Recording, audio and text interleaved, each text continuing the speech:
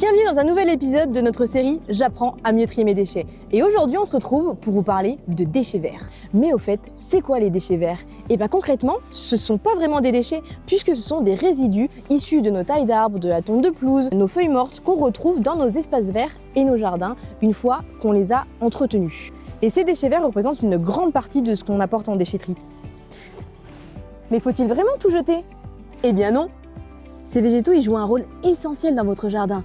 Ils protègent les plantes, nourrissent le sol et favorisent la biodiversité. Et les laisser dans votre jardin, c'est souvent la meilleure solution.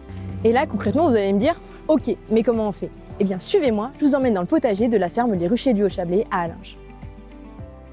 Première solution, le compostage. En effet, les déchets de cuisine et les déchets verts permettent d'apporter un véritable équilibre pour le compost. Et ça donne un excellent amendement naturel.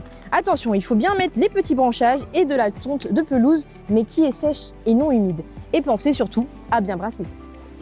Deuxième solution, le paillage en effet. N'hésitez pas à mettre des feuilles mortes, de la tonte de pelouse séchée ou alors des éléments qui ont été broyés autour de vos plantes. Le résultat, moins d'arrosage, moins de mauvaises herbes et en plus de ça, un sol protégé. Troisième solution, la haie sèche. À partir de vos gros volumes de branches, vous pouvez créer une haie sèche qui va servir de refuge et de nidification pour de nombreuses espèces animales.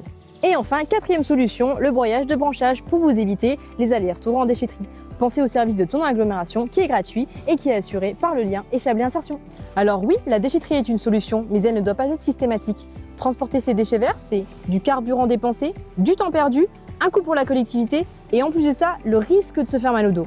Mais surtout, c'est une ressource gratuite qui quitte votre jardin. Sur le territoire de ton agglomération, ce sont près de 9 camions bennes qui réalisent chaque jour des allers-retours sur nos 4 déchetteries pour évacuer les végétaux qui sont pourtant valorisables à domicile. Ça représente plus de 7000 tonnes par an, soit 150 kg par habitant et par an.